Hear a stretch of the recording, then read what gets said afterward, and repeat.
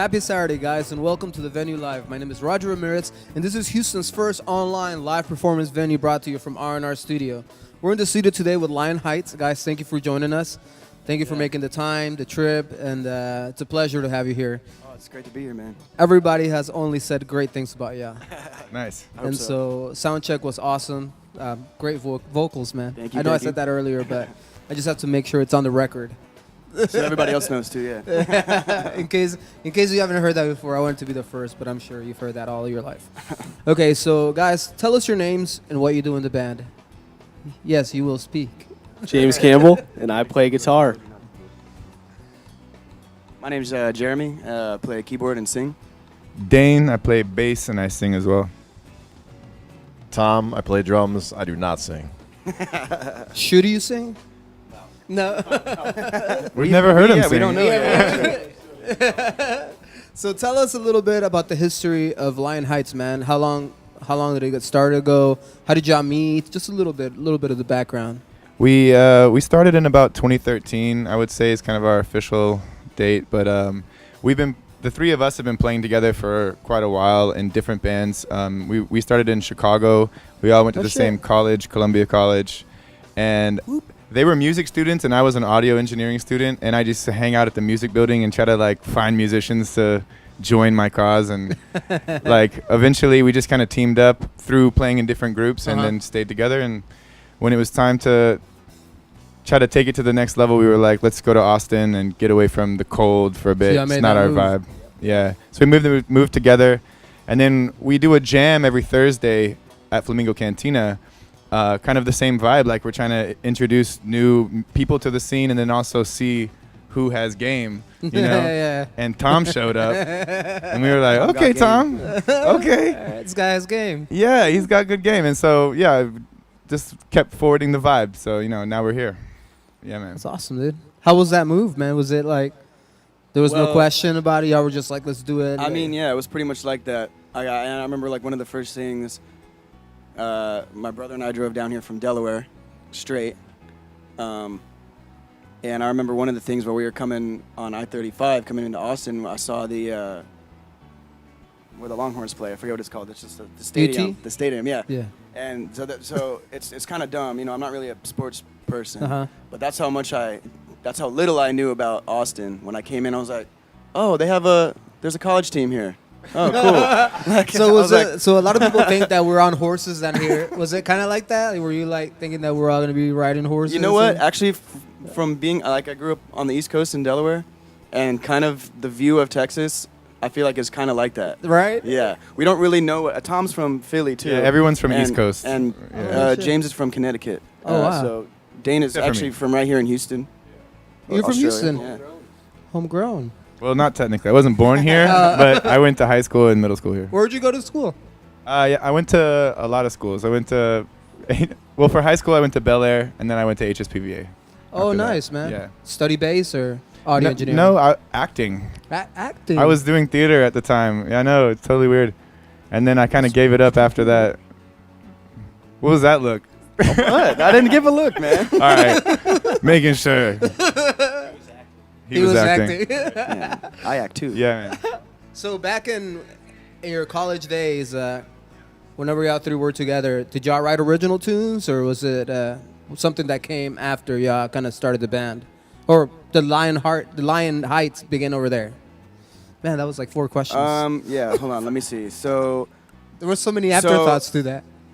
It started off, when I first met these guys actually, it was because Dane was going around, what he was talking about, going to the music building. He was going around the music building, putting up posters, advertising a reggae music club. He was trying to organize a reggae club.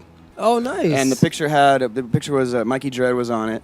And I remember seeing it in the music building, and I was like, there's people that play reggae here. I was kind of into it already, you know. I was like, okay, I'm going to go check it out. So that's how I met Dane. James was also there. I was. And so we started by playing covers. Dane had brought some covers to the club, and a couple other people, came, and it was kind of like a jam, but he was kind of trying to form a band as well. And so we started playing covers for a long time.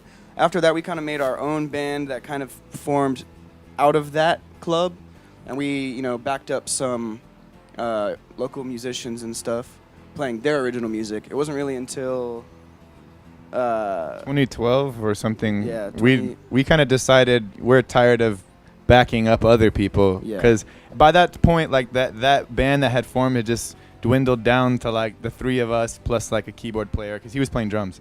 Oh. And so right. We were like, we're tired of doing all this backing and dealing with these singers with their drama and they're always late or they're telling us that we're getting paid one thing and then we find out we're getting paid something else. True. And we're like, you know what? We could do this ourselves. Let's just write our own material and start performing. And then one of our crucial decisions was like, but you can't sing on the drum set, so switch to keyboards. And he wasn't like a full-on keyboard player, but he had been playing keyboard in the other band a bit. And we just made the transition. We wrote a little demo. That's what Survival of the Richest is, our first little thing we put out on Spotify and everything. You can check out. That was like, 2012, around there when we made that. And so that right when we came out as Lion Heights, we already had the little demo ready to go. Yeah. That's pretty awesome, Yeah. man. I'm gonna go check it out. Yeah, that was kind of like when you listen to that. That's pretty much us trying to Figure out how to And do are a you band. playing drums? I'm no, I don't. Singing. Yeah, You're singing on I'm that? singing on that and maybe some keyboard stuff. There's more and- production style. It's not really our band, like per se. Like we kind of build some rhythms and did digi drums and because Gotcha. we didn't have access to a studio, we didn't Yeah. have access to all the equipment, so we just kind of did it more like a hip hop production style. And so, what got you into audio engineering, man? I mean, just in high school, I had a reggae band, and Okay. and I looked at how much it cost to go to studios, and I was like, I could do this myself. It's like the same. Fuck yeah. You know what I mean? Oh, My yeah. whole hey man, you told us. I know. But I It's his studio, he can do Sometimes it. I freak out, but I'm like, wait. I just all told good. him it's okay. It's all good. But yeah, I mean, just eventually, sorry. when you go down the musical rabbit hole, I got really into dub music and Lee Perry and King Tubby, and so interested in like the way that those production techniques came across. So that got me more into the engineering thing. And I was always playing live music at the same time. Yeah. So and now they meet in the middle, so it's cool. And it's amazing how technology has advanced nowadays to where just about anybody can do it. Yeah. You just have to really have the passion and Have an ear. and have an ear, man. Yeah. I've met a lot of people that have like top quality like Equipment. Avalon compressors, some of the best mixers, Pro Tools HD, whatever, Yeah. 25, whatever they're on. It's like 13. I was exaggerating.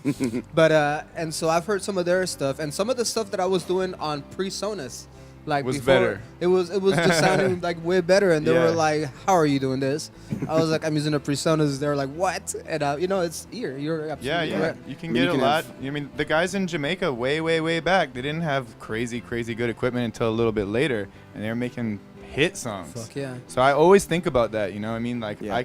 we are really blessed to be here and have the equipment we do have, and there's nothing that we can never blame our tools, right? The carpenter doesn't ever blame his tools, right? So we know that we can do Touché. something great with what we have. That's a great Sorry for me stumbling. metaphor. Year Over gear. over gear. Ear over gear. Ear Yeah. over gear. There you go. Nobody has. Sounds pretty good if you have a good ear. If you don't have a good ear and you have good gear, well, you can't really change that. That's true.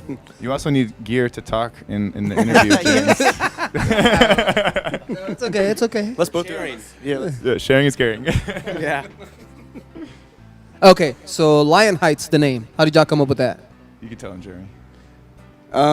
Well, when we do this from time to time, and we are bleh, here we go. Now I'm doing it. It's okay, Also, man. our band already has a name, right? But we still like to come up with band names. It's fun to do. You just come up with So, band names. What But was the previous So name? the band. So.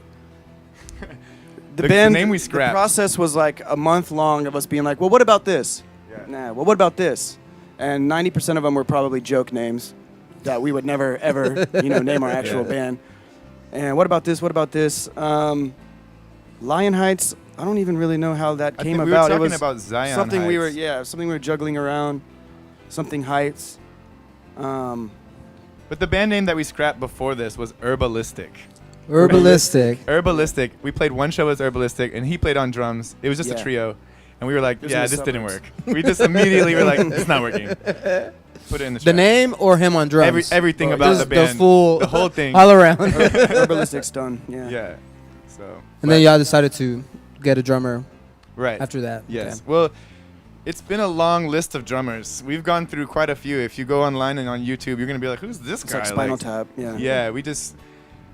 And from the move, the move is a big part of it. We had drummers in Chicago that we really liked, but obviously they were rooted there, so. It is what it is. I mean, it all changes our style, and Yeah. it's been cool, Everybody adds a little bit of something. They add their own thing to it, so. So some of your background, as far as like influences, man, tell us a little bit about that. You wanna- Like growing you wanna up. Tell you some of your influences. What did you grow up like? Your inspiration when you were a child, man? Guitar So- players. Albert King, a lot of Steve Ray Vaughan, obviously. So I kind of started with blues and jazz and some country, like Hank Williams had some old country albums and stuff. And so it's very diverse, the amount of things I'd listen to. I started with, I think Ozzy was actually one of my first CDs, and Beastie Boys. I think were one of my first two, but I would just kind of listen to a bunch of stuff. I had a bunch of collection, and BMG, the music, they had a deal at the time when CDs were still a thing, where you could buy like bulk 10, 15 CDs for like $30. And so I would just get all these CDs and immerse myself in Just different you were stuff. a So I sponge. kind of, pick and choose different things. And, one day I might be listening to some jazz and whatever Miles Davis stuff, because I used to listen to a lot of that. And then next day you might be listening to like Pantera. Nice. So it really kind of was a mood thing, I guess. And in college, what did you study? Were you studying music then? Yes. And I got into reggae actually in high school. And a lot of the things that I was trying to play on guitar was technically too hard for me to do. So, like when you're trying to make bar chords on a guitar, it was hard. It hurts your hands. So you would have to. What I was able to do with reggae is it was slow enough I could actually make the chords and play to songs. Gotcha. And so that's kind of how I started learning the repertoire of the reggae standards and stuff. Cool, man. Yeah. Awesome. Did I answer Interesting. the question? Let's hear from Tom. We haven't heard from Tom. All right, Tom. My Tom, influences? All right, influences. so I grew up playing drums in church. That was my first exposure to music. And then from there, I started to get into bands like The Police, Stuart Copeland, Dennis Chambers, drummers like that. And then more recently, over the past like 10, 12 years, drummers like Chris Dave, everything that's come out of the whole neo-soul R&B scene. And then some really great drummers out of Jamaica that don't get that much exposure outside of reggae circles, but are just absolutely amazing. Like Kirkle Dove, guys like that. So yeah, it's been a little bit all over the place, and just trying to fuse all those different styles into something hopefully new and good. That's cool, man. So Yeah. whenever you met these guys, it was at a jam session, right? You said Yeah. earlier. What did you think of them? Were you like, I want to join the project? I didn't know what to or- think because I just moved back to Austin, and Where were you at? I was back in Philly. Oh, okay. And came down, wanted to check out this jam, had heard about it, wasn't sure what to expect, and saw these guys up there, and I'm like, I knew right away that this is a group that I can vibe with. Like, they obviously know their history, they know the music, and most importantly, they know how to play it. And so yeah, I'd say like after the first 2 or 3 songs, I think that night I was like, yo, if you guys ever need somebody to play on drums, hit me up, right? No problem. So yeah, That's cool, man. that's how it came about, man. That's awesome, man. Yeah. We also enjoyed Tom being on the drum set because at the jam, as you can imagine, it's not always consistent with who's. Yeah. It's like Craigslist. You go So, through. It was the same way, It's kind of like skeptical at first, but then as soon as someone starts playing, you're like, all right, Yeah, this is cool. yeah. Hell You can yeah. tell. You can Yeah. tell. You're like, you give them that look like, Yeah. okay. There's a lot of guys that come through, and I don't know. I was talking to somebody about this the other day. Like, one of the red flags is, like, what do you want to do? Anything. I can do whatever you guys want to do. Oh, what do you want to sing? I can sing anything. What do you want to sing? Like, just tell me something that you can do, man. Tell me a song that you can sing or play. Oh, I can do whatever and then get up there and Yeah, they're Yeah. like, no. which is okay, but yeah, Just okay. They'll find their match. sure, yeah. Can have- That's what the jam's for, all in all. But it is funny though. So what are some of your influences, buddy? My influences, reggae wise, I like a lot of Dennis Brown and Gregory Isaacs are two that I just kind of remember hearing and kind of remember it affecting me and just kind of being like, I like that style, I like that tone. Bob is cool. It took me kind of I know it's kind of a weird thing to say, but I was always more of a Peter Tosh and Bunny Wailer fan, kind of more than a Bob Marley fan. Okay. And that was until later, you know, kind of, actually, I saw you have a lot of Beatles stuff around here. Yes, At first, I do. I didn't like the Beatles. Oh yeah. Because all I heard was the radio stuff, you Like know, the Here Comes the overplayed Sun, stuff? blah, blah, blah. Bob Marley to me was the same way. Gotcha. Buffalo Soldier, One Love, cool. I got it. It wasn't until I got, you know, heard a lot of some Deep of the tracks. other cuts, yeah. Then I was like, okay, this is a lot cooler. Same thing with the Beatles, like when I heard She's So Heavy, I was like, okay, this is different. This is a lot different than what I've heard on the radio. Absolutely. Maybe Well, it's the maybe same I thing- do like the Beatles. It's the same yeah. thing that happened to me with Dave Matthews, and I know you noticed he's Yeah. kind of plastered all over the walls. It's cool. Whenever I heard like Crash, I was like, cool, like, you know, it's all right. Yeah. But it wasn't until I heard some like deep recording of live recording of some deep tracks that I was like, wait, this really captures, you know, and it really spoke to me. So I Yeah. imagine it was something like that. So with that being said, like those guys were some of the ones that, you know, kind of outside of the whole Bob Marley reggae thing, some other voices that I heard that kind of piqued my interest, and I was like, okay, you know, there's more to this than the whole Bob Marley thing, which is great. But you know, a lot of people from the outside looking in think that reggae is kind of just like Bob Marley is kind of like the end all be all, Gotcha. and so that kind of opened the door for me and got me checking out some other singers. Well, that's cool, man, because Yeah. I haven't heard some of the artists that you have been naming, but it gives me something to kind of go back and digest, you know, Yeah. kind of look into it. Yeah, What for about sure. you, buddy? I'm surprised you didn't mention this band, but I think one of the core root influences for me is Bad Brains. Oh, yeah. They're like a hardcore band from late 70s, early 80s. Well, they're still around, I guess. They're still here. So, Mhm. but yeah, I was super into punk rock. Like I had like dyed hair, Oh, like no way, half and really? half hair. I was wearing the skinny pants and the chain like belt and all that stuff. And then Bad Brains kind of blew my mind, and they do half punk, half reggae, and the reggae songs just started to resonate with me more and more. And I was like, man, this is really cool. Like the bass playing, I just started playing bass in like 8th grade, and I started to, you know, just mess around with that. And then I got into Burning Spear and Mikey Dread. Those were like my two foundation reggae artists that I just really connected with the production style of both. I really enjoyed. And then like Jeremy said, like I kind of didn't pay attention to Bob Marley because it was just too mainstream, and then slowly it came around like, okay, wait a second, like this is the foundation, this, you know. So, but I mean, for reggae music, yeah, you have to go back to Bob Marley and artists from that time, early 70s, and draw from that. And my influence, that's what I would say. Yeah. It's pretty dope, man. So where can people listen to your music online? Where, I mean, anywhere. You just look up Lion Lion Heights. Heights. We're on Spotify. I mean, name it. I hope our distribution Yeah, is you not can- doing their job if it's not everywhere. Yeah, I believe Apple Music, Spotify, all those streaming platforms. You can stream it on YouTube if you want. We have some pretty cool videos on YouTube that you can check And out our, on our and channel. our website, please go to lionheights.com. Yeah. And that's actually the number one hub, place you the should hub, go, because yeah. that's where we're going to release things first. And then please sign up for our email list, because we have exclusive content that we're only going to email you. We're not going to put it on any social way. media. Secret. Right. VIPs Like, only. good stories, good, you know, little exclusive video. So we want to really reach out to our fans directly. So please sign up for our email list online. We're going to go ahead and sign up too, man. I want to you. get some Yeah. of those stories that nobody will hear. Yeah, you definitely. I mean, it's fun. Well, guys, thank you for being here. It's a pleasure. I want to send a couple of shout-outs to a couple of people. Kevin Hamlin, he has his festival February 21st through the 23rd. All the proceeds go to the cancer research for little kids, to Texas children. So go support that if you're in town. Ivan Oropesa and Rock Animal. We have a Spanish rock concert every Wednesday here.